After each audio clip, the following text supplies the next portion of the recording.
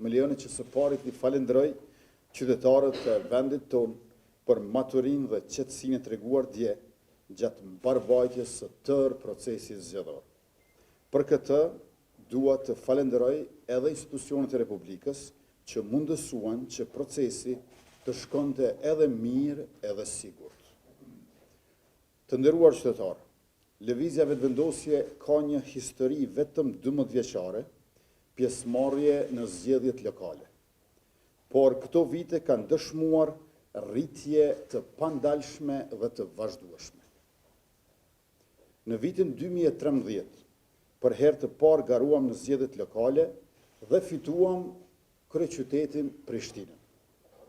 Në vitin 2017, e rifituam Prishtinën dhe shtuam Prizrenin e Kamenicën. Në vitin 2021, shkuam në balotazh në 12 komuna dhe fituam Gjilanin, Kamenicën, Podujevën dhe Shtimen.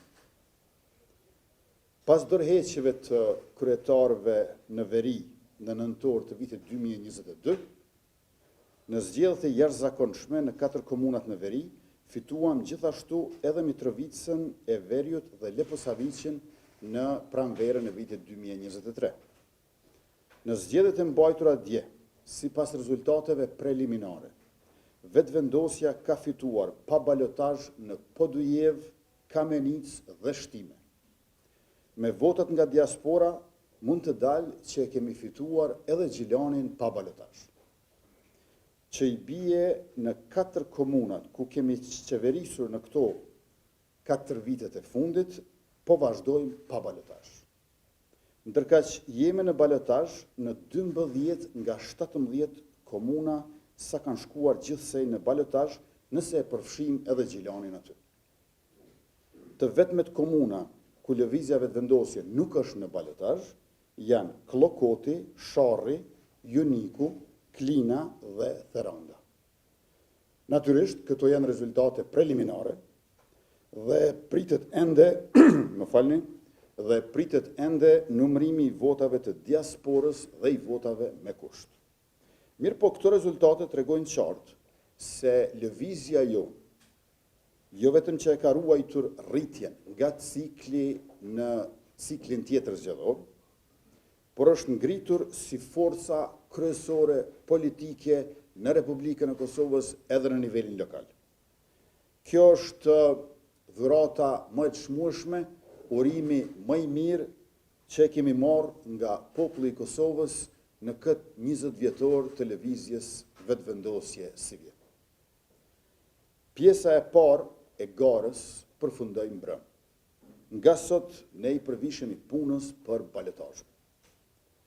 Synimi ynë është i qartë që kandidatët tonë të fitojnë edhe në këto komuna dhe të kthehet ose të vazhdoj qeverisja e mirë të cilën qytetarët e meritojnë dhe që komunat tona të ecin përpara me zhvillim e mirëqenie, drejtësi dhe barazi. Të jenë komuna që funksionojnë e ku qeveriset me transparencë. Por të dashur qytetarë dhe të nderuar gazetarë të pranishëm, ajo që ka ndodhi me 12 tetor rreth raportimeve për Mitrovicën duhet hetuar e hulumtuar. Nuk bëhet fjalë vetëm për një huqje, por për një inxhiniering të paramenduar për ndërhyrje flagrante në procesin zgjedhor. Exit pollet e prezantuara gabimisht me 16 pikë të përqindjes, dallim e më tepër se aq nga më shumë se një organizat dhe për të njëjtën komunë.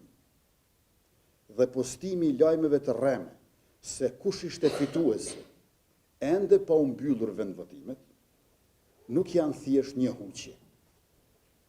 Kjo është cenim i demokracisë, i zgjedhjeve të lira dhe integritetit e i sigurisë të shtetit tonë. I ftoj organet e drejtësisë dhe të sigurisë që të merren me këtë çështje.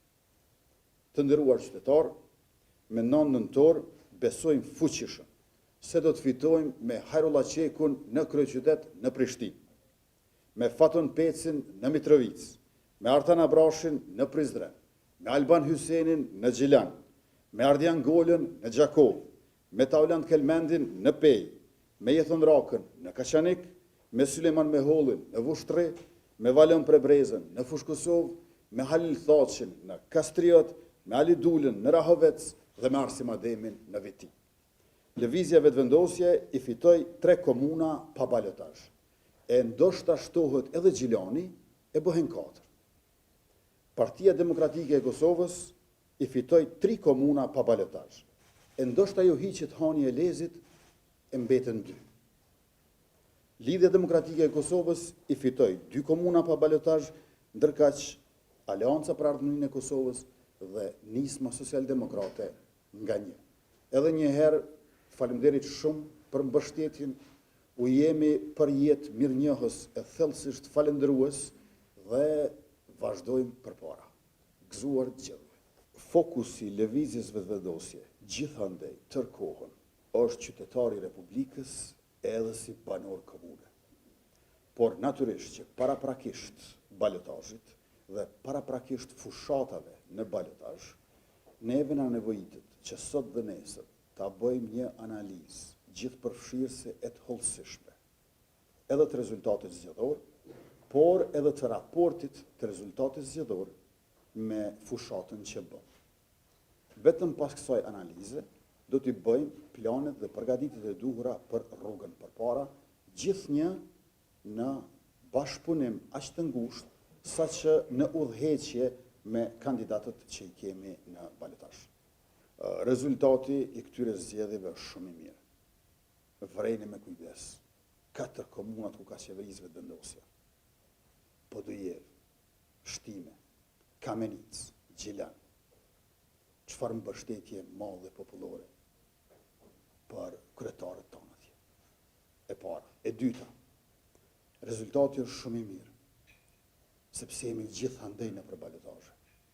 Dhe jemi subjekti i parë edhe për nga numri i komunave që ka fituar pa balotazh, por edhe për nga numri i komunave ku jemi në balotazh.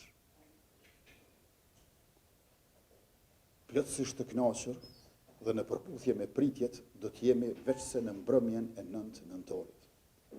Atëherë kur do të kremtojmë fitoret pas balotazhit. Ndërkaq sa i përket qeverisë qendrore, dita e fundit, kur do të mund të mbahet seanca e kuvendit, ku unë prezantoj kabinetin e ri qeveritar, është 26 tetori. Këto ditë jemi të përqendruar maksimalisht në analizën gjithëpërfshirëse dhe hollësishme të rezultatit të zgjedhjeve lokale. Por, shumë shpejt, qysh në këtë javë, do të fillojmë komunikimin dhe bisedat edhe për qeverinë qendrore. Sepse Kosovës i duhet edhe një mandat i qeverisë, i duhet një mandat i ri i qeverisë, neve na duhet një mandat i ri në përputhje me rezultatin e 9 shkurtit si vjet. Por gjithashtu, edhe unë si kryeministër në detyrë kam hyrë në muajin e 7 të vitit të 5 të mandatit të plot 4 vjeçar. Dhe duhet të kemi një mandat të rregullt, i cili padyshim që do të filloj, por sa ne ta nxjerrim në seancë kuvendi përbërjen e re të qeverisë Kurti